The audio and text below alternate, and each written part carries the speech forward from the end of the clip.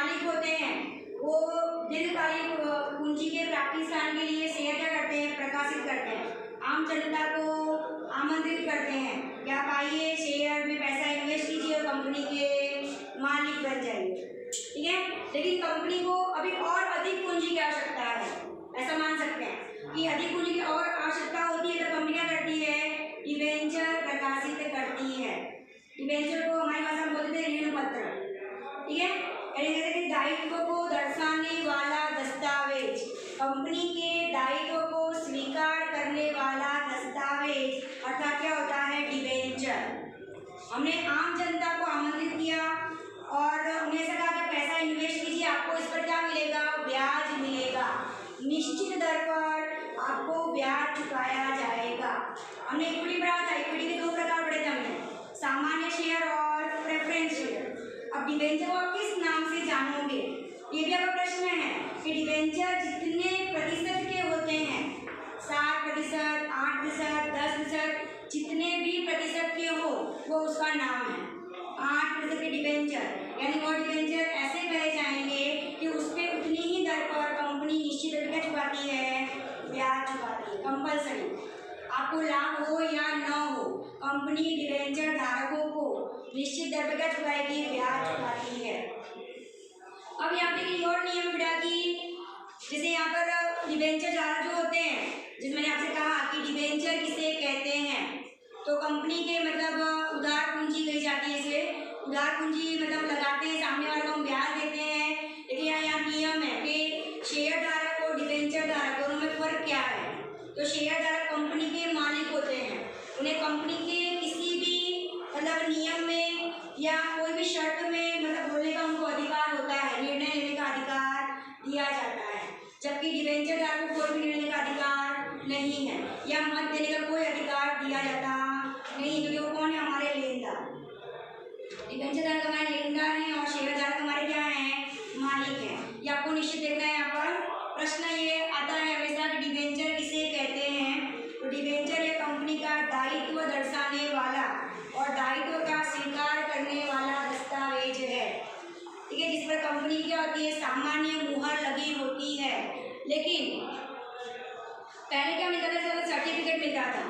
जिस कंपनी में आपने डिबेंचर में पैसे विनियोग किए हैं, इन्वेस्ट किए हैं, तो पहले आपको सर्टिफिकेट दिया जाता था। लेकिन जब से थोड़ा विकास हुआ, या हम ऐसा कह सकते हैं कि जब से मतलब इंटरनेट का विकास हुआ, तब से क्या किया गया है कि डीमैट अकाउंट ओपन किया गया। डीमैट अकाउंट में क्या होता है कि आप ऑनलाइन सारी सुविधा आपको दी गई है, तो ऑनलाइन के माध्यम से या अकाउंट के माध्यम से आप तुरंत ही शेयर खरीद के, डिबेंचर खरीद करके आपके पास क्या होता है कि भाई ऑनलाइन ही बैंक के माध्यम से ही आपको मैसेज वगैरह आ जाता है। तो पहले क्या मिलता था, सर्टिफिकेट मिलता था। ठीक है, सर्टिफिकेट में कूपन भी मिलती थी, उसे बोलते थे ब्याज की कूपन, लेकिन आपके एग्जाम में आने वाला नहीं है। एक प्रश्न हमारे इसके अंदर ऐसा भी था कि कौन से डिबेंचर चलनी नोट के समान है। ये प्रकार में चले जाएंगे, लेकिन प्रश्न है बार बार बोर्ड में पूछा जाता है कौन से नोट मतलब कौन से डिबेंचर चलनी नोट के समान, जब चाहो तब आप उसका उपयोग कर सकते हो, है ना। जब गए आप मार्केट में, जैसे नोट के तुरंत हम खर्च करते हैं और हमें संपत्ति या कोई भी सामान मिल जाता है, उसी प्रकार डिबेंचर भी ऐसे ही है। तो हम बोलते हैं बेरर डिबेंचर। ठीक है, याद रखना शब्द बेरर डिबेंचर। अब हमारे जो इसके अंदर डिबेंचर संबंधित महत्वपूर्ण मुद्दे ये खास आपको पढ़ना है। ठीक है, इसी में से प्रश्न बन के आएगा। और कौन कौन सा आता है बता देती हूँ मैं। जैसे पहला ही हमारा पॉइंट है इसके अंदर अपने अर्थ जो बताया कि डिबेंचर ये कंपनी के लोन के रूप में दिया जाता है। ठीक है, इस पर निश्चित दर पर क्या चुकाते हैं, ब्याज चुकाते हैं। यदि कंपनी को लाभ न हो तो भी ब्याज चुकाना पड़ता है। विसर्जन के समय शेयर धारक के पहले डिबेंचर धारकों को रकम चुकानी पड़ती है। डिबेंचर धारक कौन होते हैं, हमारे लेनदार होते हैं। और हमने पढ़ा है कि विसर्जन के समय ग्राहिक पक्ष के दायित्वों का भुगतान पहले किया जाता है। तो डिबेंचर का भुगतान भी हम पहले करेंगे। अब यहाँ दिया है कि सर्टिफिकेट अर्थात कि कंपनी द्वारा अपने दायित्वों का स्वीकार करने वाला दस्तावेज। Page number 65। डिबेंचर से महत्वपूर्ण मुद्दे 12 पॉइंट है बेटा, 12 में से 2 विकल्प कंपलसरी और डिबेंचर अर्थात क्या यही आएगा। इसकी भी गारंटी, क्योंकि इसके अलावा कुछ बचा ही नहीं है। हमेशा प्रश्न बनता था प्रकार में से, और प्रकार इस बार पूछने वाले नहीं है, तो आपका प्रश्न यही आएगा, डिवेंचर किसे कहते हैं, तो डिवेंचर अर्थात क्या। ठीक है, अब अगला प्रश्न बेटा हमारा इसके अंदर प्रश्न है यहाँ पर कि अनिवार्य रूप से ब्याज चुकाया जाता है, डिवेंचर पर वार्षिक ब्याज देना पड़ता है।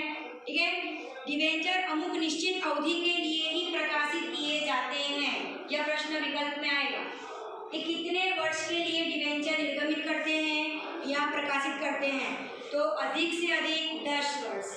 ये भी आपका विकल्प में कंपलसरी आता है कि 10 वर्ष से ज़्यादा नहीं कर सकते। पर इंफ्रास्ट्रक्चर जो कंपनियां होती है ना, सुना है नाम, इंफ्रास्ट्रक्चर क्या होता है, इसको पता है? इंफ्रास्ट्रक्चर नाम सुना है बेटा? नहीं। मेट्रो सुना है? मेट्रो मेट्रो का काम कब से चल रहा है? 10 साल तो हो गए होंगे कब से। सुना जैसे प्रोजेक्ट पास हुआ है ना, मेरी जॉब से पहले का मुझे याद है, मेरी जॉब को भी 9 साल हो गए यहाँ पे सेटसीएल में। तो इंफ्रास्ट्रक्चर कंपनी होती है, उसको बोलते हैं हम लोग बांध काम करना, पुल का निर्माण करना, मेट्रो का निर्माण करना, रेलवे का निर्माण करना। ऐसी कंपनियां जो होती हैं वो इंफ्रास्ट्रक्चर कहलाती हैं। इनको मैक्सिमम अधिक से अधिक कितने वर्ष दिए जाते हैं? 30 वर्ष। 30 वर्ष के लिए हम क्या करते हैं, इन लोगों को मतलब अवधि दी जाती है डिवेंचर प्रकाशित करने की। पर सामान्य कंपनियां अधिक से अधिक कितने लिए? 10 वर्ष के लिए। 2 प्रश्न आपके हैं विकल्प में, ध्यान रखना कि कोई भी कंपनी कितने वर्ष के लिए डिवेंचर कर सकती है, तो 10 वर्ष। पर इंफ्रास्ट्रक्चर हो तो कितने वर्ष के लिए? 30 वर्ष के लिए।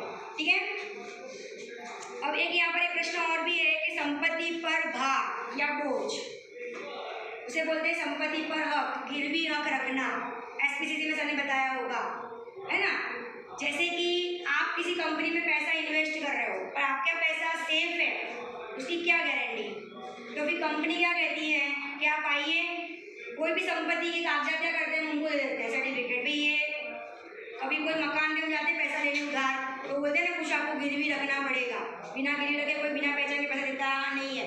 पहचान भी हो तो भी नहीं देता बेटा। आजकल नियम क्या कहता है कि भाई कुछ गिरवी रखो, भविष्य में अगर पैसा आप नहीं दे पाए, आपसे अच्छी पहचान है, अगर कहीं कुछ आपको हो गया तो हमारा पैसा क्या हो जाएगा? डूब जाएगा।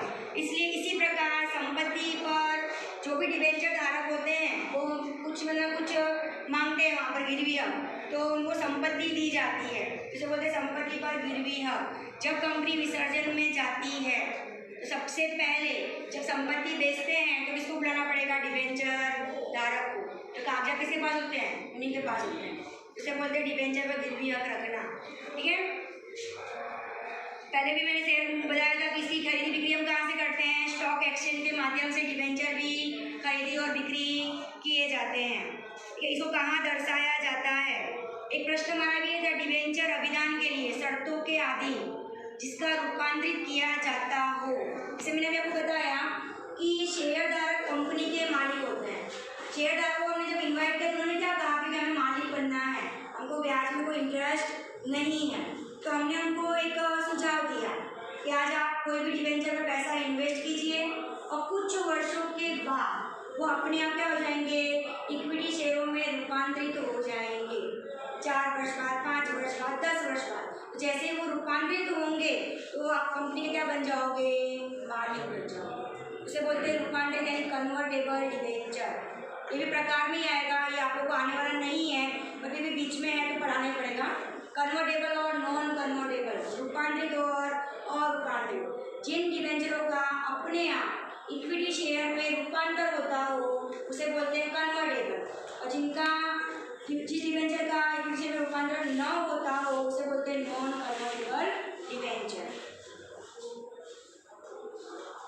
अगर इसे मैं बताया था, मैंने पढ़ा कि शेयर धारक अगर कोई किस्त भरने में असहमति दिखाता है तो हम शेयर क्या करते थे? वहाँ पर जब्त करते थे। और ये तो लेनदार है हमारे, इनको हम लोग अगर वो पैसा न भी भरे तो भी हम उसके शेयर जब्त कर सकते नहीं है, क्योंकि वो हमारी उधार पूंजी है।